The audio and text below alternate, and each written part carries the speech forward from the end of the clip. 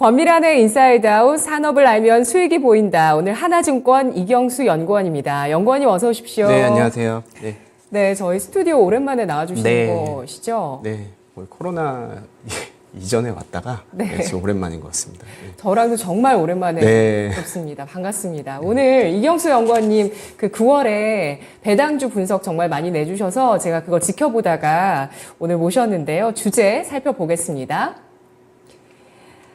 연말 계절성 맞춘 투자 타이밍과 개별 종목 알파 전략에 집중해야 하는 이유. 약간 어려운 듯 하지만 쉬운 얘기입니다. 네. 연말에 투자 타이밍을 어떻게 맞출지 그 팁을 좀 알아보도록 하고요. 또 연말에 개별 종목의 알파 전략이 과연 무엇인지 확인해 보도록 하겠습니다. 쇼커버부터 좀 보도록 할 텐데요. 국내 시장이 그 계절적인 특징을 뚜렷하게 보여주는 시장이다. 이렇게 분석을 해주셨어요.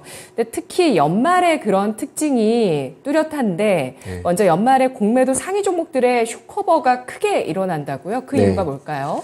일단 이제 연말에 공통적으로 나타나는 그 이슈가 뭐 대주주 양도세 부과도 매년 나타나는 거잖아요. 이건 이제 법적인 이슈이기 때문에 매년 이제 공통적으로 나타나고 있습니다.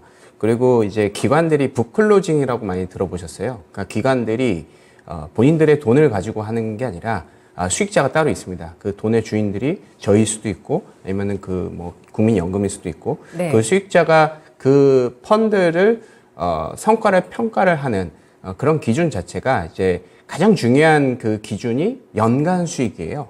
그렇기 때문에 연간으로 끊어먹는 그런 투자를 많이 한다라는 것이죠. 그래서 북클로징이라고 하면 이제 어느 정도 기존에 상승했던 차익 실현을 종목군들을 차익 실현하고 이제 오히려 좀 덜 매수를 했던 그런 종목군들을 이제 매수를 해서 기관들은 이제 벤치마크가 있을 겁니다. 예를 들어서 코스피다, 코스피 200이다.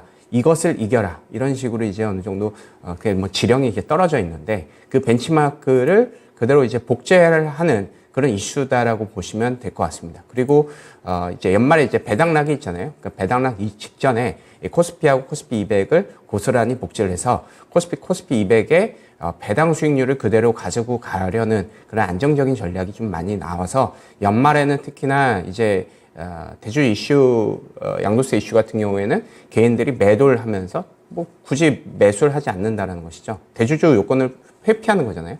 그리고 기관 투자자 역시도 기존의 어떤 차익을 실현하려는 그런 모습이 관찰되고 반대로 기존의 어떤 그 공매도 포지션을 청산하는 그러면서 수익을 확정하려는 그런 액션이 일어날 수도 있겠죠. 우리가 매수, 롱을 한다라는 컨셉으로 보면 이 종목이 오르면은 이제 매도를 하면서 이제 수익을 확정을 하지만 공매도 포지션 같은 경우에는 매도를 해놨기 때문에 매수를 하면서 이 수익을 확정하게 됩니다. 그래서 이런 측면 그리고 뒤에서도 언급이 되겠지만 공매도를 청산하는 그런 이슈 자체가 연말에 굳이 일어나는 것이 이 공매도는 이제 차익 공매도잖아요. 뭐 최근에 어떤 뭐 무차익 공매도 때문에 뭐 이슈가 될 수가 있지만 거의 제가 알기로는 모두 다 이제 차익 공매도를 합법적으로 하고 있다 이렇게 보시면 될 것 같은데 이런 상황에서 이런 것들을 이 빌린 주식을 그대로 연말에 배당락 이전에 그 원래 그 주식의 주인한테 돌려줘야 그 주인이 배당락을 통해서 배당을 받게 되잖아요. 그래서 그거를 이제 수익자들이 주식의 그 주인들이 그걸 요구를 합니다. 상환을 요구를 합니다. 그래서 요거를 이제 응하면서 자연스럽게 이제 쇼커버가 되는 그런 계절적인 특징이 있다. 이렇게 보시면 될 것 같습니다. 네. 결국에는 그러니까 펀드 자금이라든지 대주주로 자격이 있는 그런 어떤 그 거액의 자금을 운용하는 그런 슈퍼개미 등의 이런 투자자라든지 또 공매도 투자자 이런 사람들이 연말에 여러 가지 이런 이슈들과 순환으로 인해서 주식을 사고 파는 움직임 속에서 공매도 쪽에서는 이제 공매도 주식을 다시 갚게 되면서 쇼커버링이 일어나는 현상들이 일어나고 북클로징 같은 경우는 수익이 났던 그런 쪽은 또 확정을 해야 연간 수익률에 들어가니까요. 맞습니다. 확정을 시켜버리고 그리고 그러면서 좀 그동안 소외됐던 쪽을 오히려 좀 사는 그런 움직임도 나온다라는 부분을 설명해 주셨는데요. 그렇다면 올 연말에는 어떤 종목의 쇼커버링이 일어날 수 있을까요? 그러니까 쇼커버를 한다라는 거는 우리가 이제 입장을 바꿔서 생각해 보면 어떤 종목을 우리가 매수를 하고 있는데 어떤 종목을 팔아야 된다고 굳이 연말에 팔아야 된다고 하면 많이 오른 순서대로 많이 팔았을 겁니다. 그런 측면이 있기 때문에 공매도 포지션 자체도 연중 수익률이 엄청나게 좋은 종목군들보다는 연중 수익률이 계속 떨어지면서 우리의 포지션이 수익이 낮던 그런 포지션, 그런 종목군들을 쇼커버하는 그런 경향이 있을 것이다라고 생각을 하고 있습니다. 사실은 이제 오늘 이제 화장품 주식도 많이 올라가긴 하지만 네. 뭐 전통적으로 공매도가 많이 들어가 있는 업종이기도 해요. 그래서 이런 측면이 좀 오늘 그 쇼커버에 그 반영이 되는 것이 아닌가 생각이 듭니다. 그리고 이 쇼커버라는 것은 이제 이런 계절적인 특성도 물론 중요하지만 더 중요한 것은 이제 뭐 오해가 없으시라고 이제 말씀드리는데 지수가 급락을 할 때는 사실 쇼커버를 할 필요가 없잖아요. 그죠? 그러니까 지수가 전체적으로 급등을 할 때 숏 포지션 같은 경우 쇼커버가 나타나는 거는 지수가 반등을 하기 해서 무섭기 때문에 사실 쇼커버를 하는 측면이 있을 겁니다. 그래서 연말이라고 해서 무조건 이제 쇼커버가 일어난다라기보다는 지수가 어느 정도 많이 빠지고 이제 횡보를 하거나 반등을 했을 때 요때 이제 연말에 몰아서 쇼커버가 일어날 수 있다 이렇게 생각을 하고 있습니다. 그래서 네. 어찌됐건 종목으로 따져 본다면 이제 뭐 시황하고 상관없이 종목으로 따져 본다면 공매도 포지션이 시총 대비 상당히 높고 연중에 수익률이 그렇게 좋지 않았던 종목군들을 이제 쇼커버를 하면서 수익을 확정을 할 것이다라고 일단 이렇게 추측을 할 수가 있을 것 같습니다. 그래서 체입장고 높고 연중 수익률이 높지 않은 종목군들을 저희가 이제 추려봤는데 뭐 휴마시스라든지 LNF라든지 현대바이오, 대주전자재료, 네페스, CIS, 후성, 롯데건강개발, 두산 퓨어셀, 엔캠 이런 종목군들. 그래서 이런 종목군들이 뭐 당장 뭐 일어난다. 그러니까 보통 이 쇼커버가 일어나는 계절성이 11월 때부터 12월 중순까지 많이 이렇게 몰려 있습니다. 그래서 이 시기에 항상 공매도 포지션을 쇼커버를 노리는 투자를 하자라기보다는 시장을 같이 봐야겠죠. 좀 전에 말씀드렸다시피 지수가 급락을 하고 있는 전체적인 빠진 상황에서 이곳을 이제 쇼커버를 노린다라는 컨셉은 사실 좀 약간 빗나간 것 같고요. 계절성하고 이런 시황, 전체적인 하락세가 좀 어느 정도 둔화되고 빅스 지수가 어느 정도 상승세가 좀 둔화되면서 글로벌 자산 시장의 안전자산 선호가 조금 둔화됐을 때 이럴 때 쇼커버링을 베팅을 하는 그런 이제 이것도 어떻게 보면 쇼커버링에 베팅하는 전략 자체가 중장기적인 투자라고 볼 수는 없습니다. 단기적으로 우리가 트레이딩하는 전략 중에 하나로서 우리가 아이디어로 한번 생각을 해볼 필요가 있다. 이렇게 생각을 하고 있습니다. 네, 아직 연말까지 배당 나길까지 2달 넘는 시간이 남아있긴 한데 딱 지금 같은 때 쇼커버링이 일어날 가능성이 있겠다. 이렇게 보시는 거네요. 그렇죠. 그러니까 저희가 네. 그러니까 지수가 하락할 때 하락을 따라가서라고 얘기할 수가 없잖아요. 예. 하락을 했을 때 이렇게 하락 변동성이 클 때 상승 변동성의 반발력을 이용해서 우리가 전략을 해야 되잖아요. 그래서 오히려 이런 시기에 쇼커버링 종목군들을 계속해서 업데이트를 하면서 네. 어떤 종목군들이 뭐 예를 들어서 뭐 2차 전지 종목 중에서 내가 정말 이제 별로 이제 좋아하지 않는 종목인데 이런 종목군들이 좀 이제 많이 떨어지고 있다라고 하면 이런 종목군들은 어느 정도 반등을 하면서 우리가 쇼커버를 좀 노릴 수 있는 그런 컨셉으로 좀 볼 수도 있는 것 같고요. 아니면 내가 좋아하는 종목이라도 이런 종목들 주가가 좀 많이 떨어져 있었다라고 하면 지수가 어느 정도 횡보를 하거나 반등을 했을 때 쇼커버링을 노리는 전략이 의미가 있을 수가 있겠죠. 네, 지수가 급락하는 와중보다 급락한 이후에 이제 반등을 채비하거나 횡보하는 구간에서 그리고 여기에 시총 대비해서 공매도의 차입 잔고 비중이 높고 연중 수익률이 높지 않은 종목 가운데서 강한 쇼커버링이 일어날 가능성이 있겠다라고 또 퀀트 분석가답게 이런 조건신들을 3가지 정도로 딱 꼽아 주셨는데요. 말씀해 주신 종목들 보면은 그 KRX 공매도 포털 이렇게 검색해서 저는 가끔 들어가서 종목들 보거든요. 예. 그때 자주 봤던 종목들도 이름 많이 보이는 것 같고요. 현대미포조선도 공매도 비중이 높구나라는 네. 게 다시 한번 좀 체크가 됩니다. 그리고 HLB 생명과학, SKC, 위즈익 스튜디오, 나노신소재, 두산테스나, 뭐 효성촌단 소재 등등등 이런 종목들까지 쭉 꼽아주셨는데요. 대주주 양도세 이슈도 보도록 하겠습니다.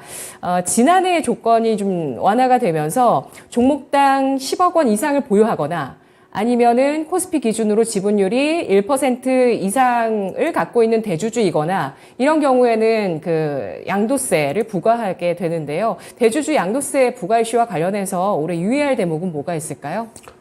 일단은 저희가 이제 그 양도세 주주를 좀 완화해서 많은 사람이 세금 내게 되자 하자라는 그런 것들을 일단 연기가 됐잖아요. 그래서 여기까지는 이제 10억의 이상 이제 투자자들의 양도 차익을 걷게 되는 세금 기존의 같은 그 양도세다 이렇게 보시면 될 것 같습니다. 그래서 어떻게 보면 우리가 뭐 이제 슈퍼개미다 이렇게 가정을 했을 때 어떤 종목군들을 많이 매도를 해서 우리가 차익을 얻었는데 연말에 이게 이제 대주주 요건들이 연말 배당락 이래에 확정이 됩니다. 주주가 확정이 되는 상황이기 때문에 네. 내가 10억 이상을 가지고 있는 종목군들의 양도 차익을 해가지고 우리가 이제 돈을 많이 벌었는데 이거를 내가 지금 이제 대주주의 그 리스트에 들어가면 안 되니 배당락 전에 이를 회피하려는 수단이거든요. 그래서 나는 이제 10억이 아니고 9억으로 낮추겠다. 혹은 뭐 영원으로 낮추겠다. 이런 컨셉으로 대주주 요건을 회피하는 그런 수급이 들어오는 겁니다. 그래서 어느 정도는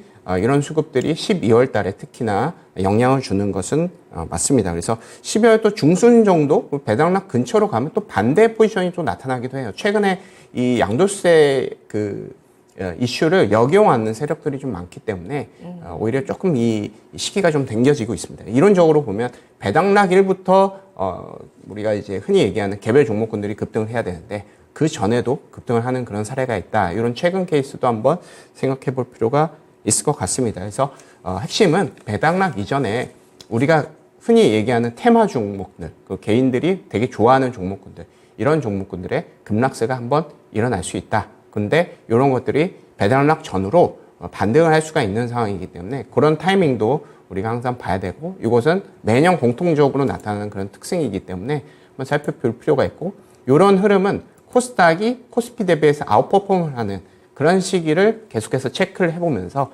배당락 이래 이론적으로 그렇게 바로 일어나는 건지 아니면 그 전에 일어나는 건지 아니면 조금 시기가 늘어져가지고 12월 말이나 1월 초에 나타나는 건지 그러면서 우리가 개별 종목군들을 투자하고자 하는 그런 투자들의 어떤 그 타이밍을 우리가 가늠해 볼 수도 있는 그런 전략이 될 수도 있을 것 같습니다. 네, 혹시 연구원님 그 한 종목에 10억 원 이상 주식 보유 투자자가 많은 종목에 대해서 분류를 해보신 적 있으실까요?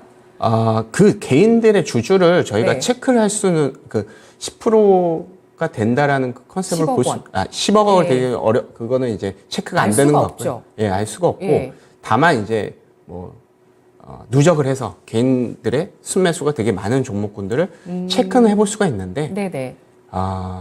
사실 그거는 이제, 우리가 이제 그거를 10년, 20년 가지고 있는 개인 투자도 있을 거고, 아니면은 회전율을 통해서 10억이 된 케이스도 있고 그래서 여러 케이스가 있을 수가 있어서 사실 그거는 이제 통계적으로 집계를 하기는 좀 어려운 측면이 좀 있는 것 같습니다. 그래도 대주주 양도세 이슈와 관련해서는 어쨌든 좀 개인의 매수가 활발한 코스닥의 영향력이 좀 있을 것이다. 예. 예, 혹은 테마주의 영향이 있을 것이다. 이렇게 예측을 하시는 거네요. 추측을 하는 거고 일단 올랐어야 이거에 대한 차익이 일어나는 거잖아요. 그래서 예. 이런 이제 대주주 양도세에 주력해서 피해를 받는 그런 종목군들은 오늘 이제 올해 이제 엄청나게 상승을 했던 그리고 올해 개인들이 순매수 금액이 상당히 많아서 예를 들어서 5억을 갖고 있었는데 갑자기 뭐 40억, 30억 이렇게 됐을 수도 있잖아요. 이렇게 지분이 늘어나가지고 이런 케이스가 오히려 주가 될 수가 있다. 그러니까 뭐 10년, 20년 가지고 있는 뭐 재벌 2세, 재벌 3세 같은 경우는 사실은 큰 영향을 안 받을 수 있을 것 같고요. 그래서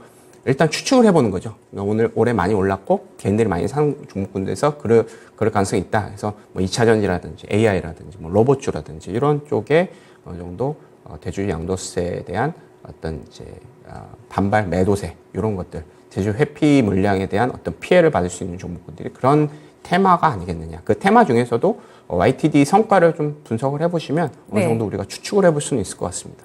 네, 그럼 올해 기관은 북클로징에서 어떤 특징을 나타낼 거라고 예상하실까요? 예, 기관들은 이제 특징이 있습니다. 이런 테마주들을 좋아하진 않아요. 물론 테마주들을 적극적으로 매매하는 매니저분들도 계실 수는 있겠지만, 제가 아는 이제 고위층 그런 이제 매니저 같은 경우에는 오히려 그런 이제 그 테마 컨셉보다는 우리가 연간 실적, 분기 실적 우리가 업데이트를 하면서 분석을 할 수가 있잖아요. 그 실적주, 호실적주라든지 아니면 고배당.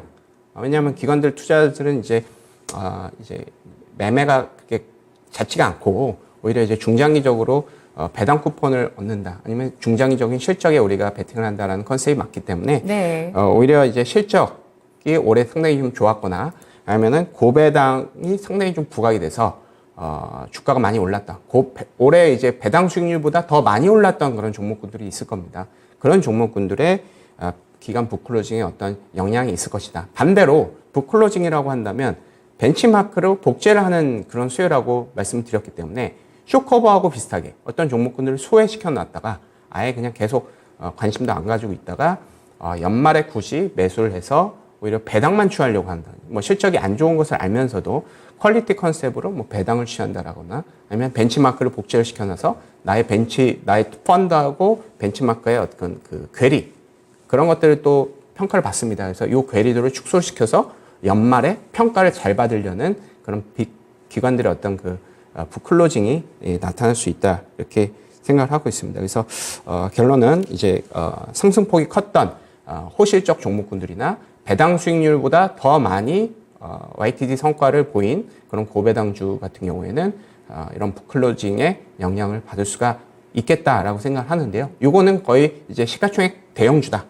코스피 200 위주의 대형주 위주로 이런 부클로징의 어떤 그 영향을 받을 수 있을 것 같고 그 중에서도 많이 올랐으면 조금 빠질 것이고 많이 떨어지면 올라갈 것이고 이렇게 약간 평준화 작업이라고 보시면 될 것 같습니다. 이런 흐름이 연말에 나타날 수 있겠다 이렇게 판단하고 있습니다. 네. 결국에 모든 투자는 이제 금리를 기준으로 금리보다 좀 메리트가 있는가 뭐 이런 것들을 판단을 하는 건데, 근데 올해 우리 주식 시장이 쏠림이 워낙 강하게 나타나다 보니까 연말 들면서 좀 찬바람이 불기 좀 더 전부터 고배당주가 메리트가 있다. 이런 얘기들이 좀 많이 나왔었어요. 그러면서 수급 관심이 커졌고 기관도 실제로 이제 고배당주에 대한 베팅이 일어났었다. 이렇게 보셨는데요. 올해 고배당 기대주는 어떤 종목일까요?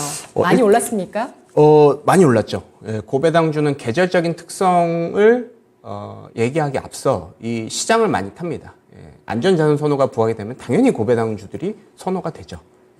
최근에 이제 금융주들이 많이 상승을 하잖아요. 그 종목군들이 배당 수익률 자체가 지금 8%, 9% 육박하는 종목군들도 있습니다. 그렇기 때문에 이렇게 불안한 시장보다는 그런 고배당주에 대해서 투자를 한다라는 그런 안전자산 선호 심리가 항상 부각이 되겠죠. 그리고 금리가 올라가기 때문에 금융주 실적 나쁘지 않겠다. 이렇게 그 종목군들은 호실적까지 같이 어떻게 보면 이제 여러 가지 그 모멘텀이 겹치는 거죠. 그래서 그런 측면에서 고배당주에 대한 관심이 올해 특히나 좀 괜찮았다. 근데 상반기엔 좋지가 않았어요. 뭐 2차전지라든지 테마주들이 좋았을 땐 좋지 않고 이들이 좀 빠졌을 때 오히려 디펜시브 컨셉으로 해당 이제 고배당주라든지 뭐 저평가 종목이라든지 이런 종목군들이 수혜를 받고 있습니다. 그래서 이 고배당주 같은 경우에는 사실 이렇게 전체적인 시장을 해지한다라는 측면에서 우리가 5년, 10년 투자를 한다. 시장을 아예 안 보기 위한 그런 투자 입장에서 상당히 좋은 투자처인 것 같습니다. 그래서 고배당주를 이제 우리가 중장기적으로 이 회사는 정말 성장은 안 하겠지만 약간 고배당주들은 엄청나게 성장하는 컨셉이라기보다는 망하지 않는 컨셉이잖아요. 그런 안정성이라든지 뭐 순현금이라든지 이런 것들을 같이 보면서 배당의 여력을 보면서 그런 고배당 종목군을 한 포트에 한 50% 가져가고 나머지 50%를 코스피를 뭐 인버스라든지 숏 포지션을 어느 정도 가지고 간다라고 하면 상당히 중장기적으로는 뭐 여러 가지 물론 이제 올해 상반기 같은 경우에는 좀 많이 빠졌었겠지만 어찌됐건 이게 다시 돌아오는 거잖아요. 그리고 그때 사는 거죠. 뭐 상반기 그렇죠. 같은 때. 그리고 이제 연말에 배당 쿠폰이 들어오면 우리가 수익률을 실제로 지키게 되는 겁니다. 뭐 5%라고 하면 5%가 실제 지키는 것이기 때문에 어느 정도 이런 중장기적인 어떤 그 쿠폰을 우리가 취한다라는 컨셉으로 분명히 의미가 있는 전략인 것 같습니다. 다만 이 배당락이라는 게 있잖아요. 그렇기 때문에 11월 때부터는 사실 고배당주들을 조금 조심해야 됩니다. 그러니까 이거를 5년, 10년 하시겠다라는 분들은 사실 상관이 없어요. 그렇지만 우리가 뭐 1년에 한 번 투자한다거나 분기 한 번 한다거나 우리가 트레이딩을 좀 작게 한다라는 컨셉으로 보면 11월 말에 사실 배당락 때 배당주들이 빠지는 게 맞지만 그 전부터 이 배당락에 대한 우려가 반영이 된다라는 것이죠. 그리고 한국에서는 지금 특히나 뭐 이렇게 성장하는 그런 산업이 글로벌에 비해서는 좀 많이 적습니다. 그렇기 때문에 기관 투자들이나 외인들 같은 경우에는 이 고배당주에 대한 투자를 많이 늘려놨었어요.